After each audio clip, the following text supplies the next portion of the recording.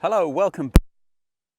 We're on the golf course, but we're not going to play golf yet. We're going to get ready to play golf, which means getting accustomed or aware of what's on that golf course. And that means for me making a birdie book.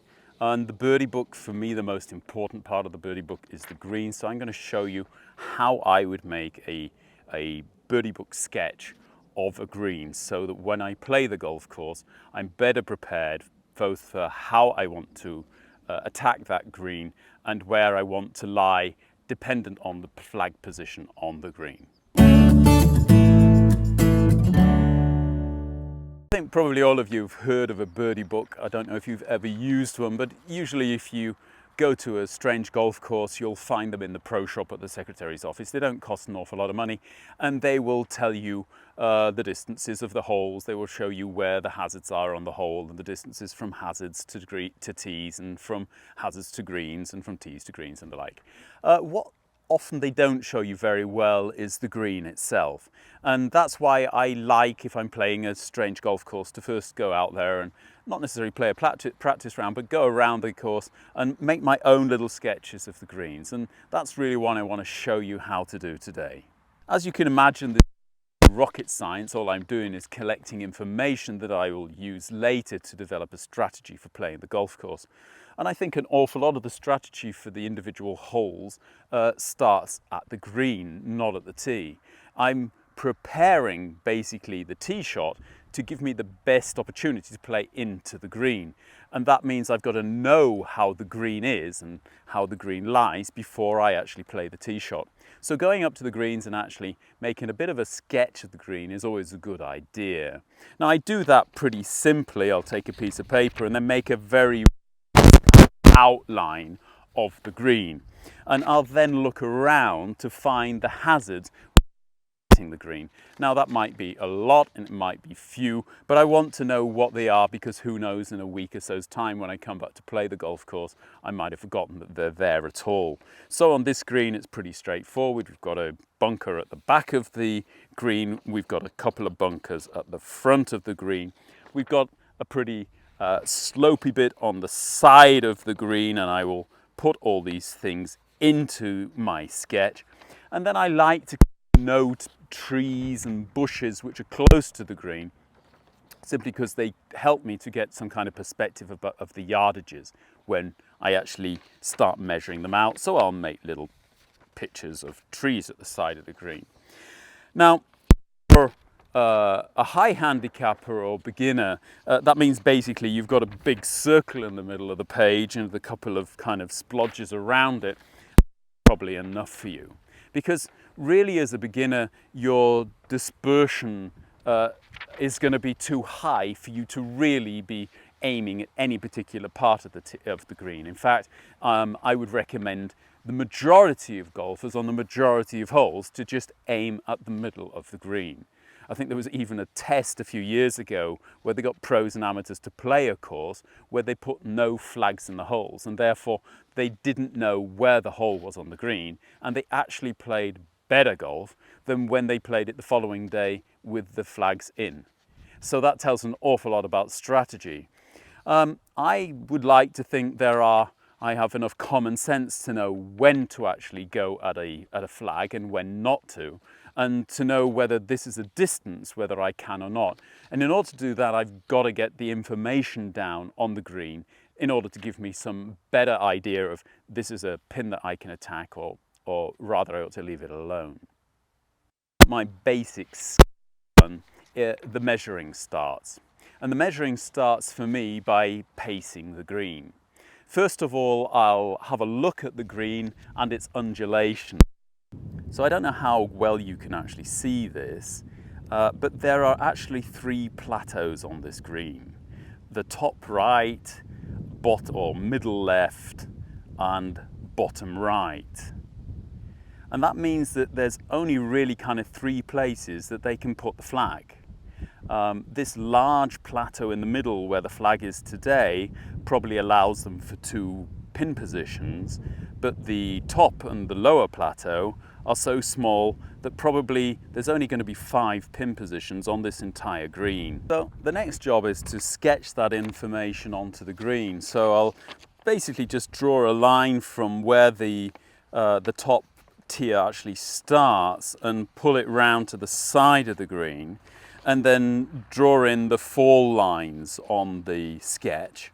And similarly for the bottom tier, I'll draw a line which actually they both basically come together here, you can see, and then I'll put these fall lines in there as well.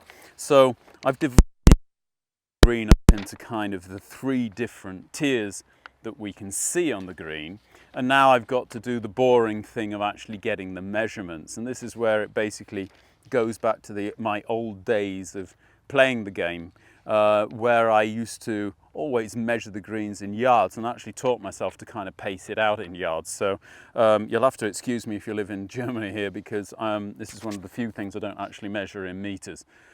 Strangely enough, all my shot distance are in meters, but when I get to the green, I'm thinking in yards again.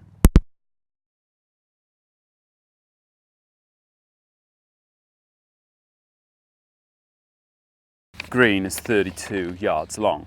What I also measured out there was the distance from the pin position to the side of the green, and also the distance from the front of the green to the pin position.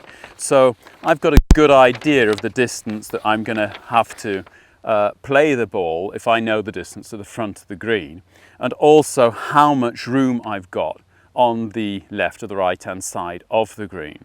And that what I'll do that for different pin positions here, and then slowly kind of draw them into my sketch.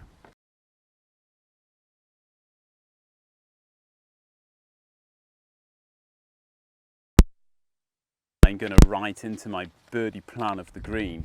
I wasn't able to do in the old days, because in the old days you didn't have a mobile telephone which had all these wonderful apps on it. And one of these apps is called the Clinometer. I'll leave a link down in the description.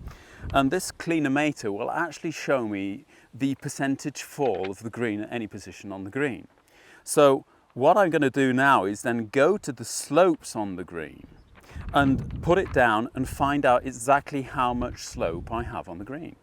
And that way I can actually get ready not only for the putt that I'm likely to be having, but I can also kind of get a good idea of where I want to be playing the ball onto the green in order to leave myself with an uphill putt.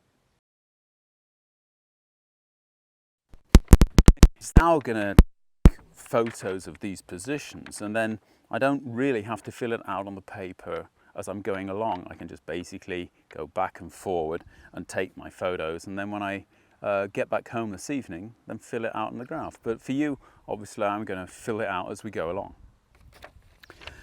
Loads of numbers, loads of different things. And what does it tell us? Well, it tells me basically wherever my ball lies, what I can expect when I'm playing into this green. To a certain extent, it will show me whether I should be playing into the green from the right-hand side of the fairway or the left-hand side of the fairway.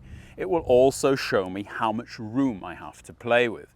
If, for instance, I'm playing into the back of the green here to the top tier, then obviously it's not giving me an awful lot of room over the green. So really I'm looking to be hitting a shot into that one where I can't hit it too long, because hitting it too long is basically going to short side me and make the shot downhill into the green more difficult.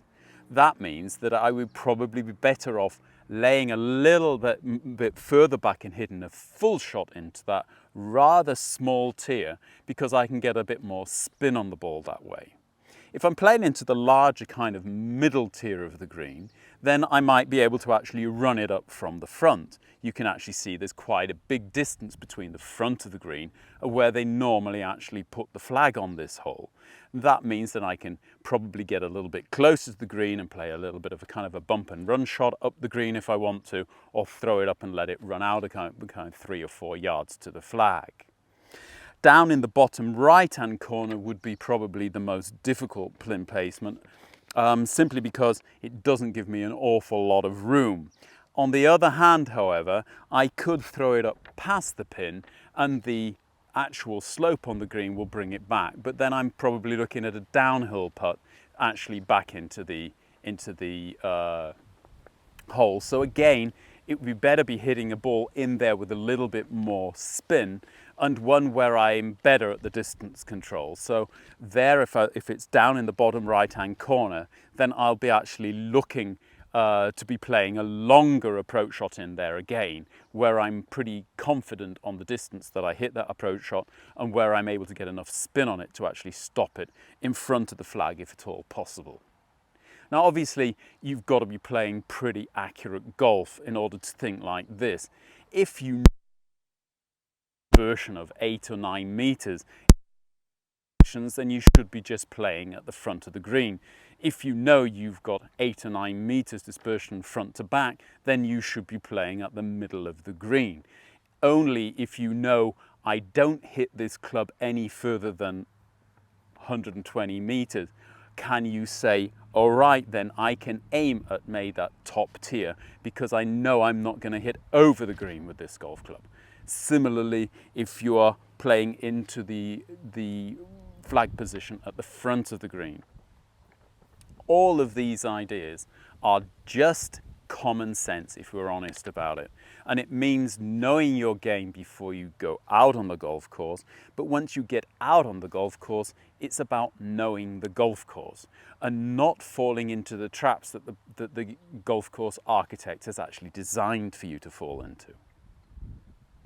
Next time I want to take you out on the golf course and we're going to play a par 3 and I'll show you how my strategy for the entire hole would be.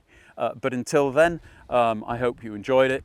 If you did, hit the like button. If you haven't subscribed to the channel, please do so. I'll leave my philosophy up here in the left-hand corner and we'll see you all very soon. Bye-bye now.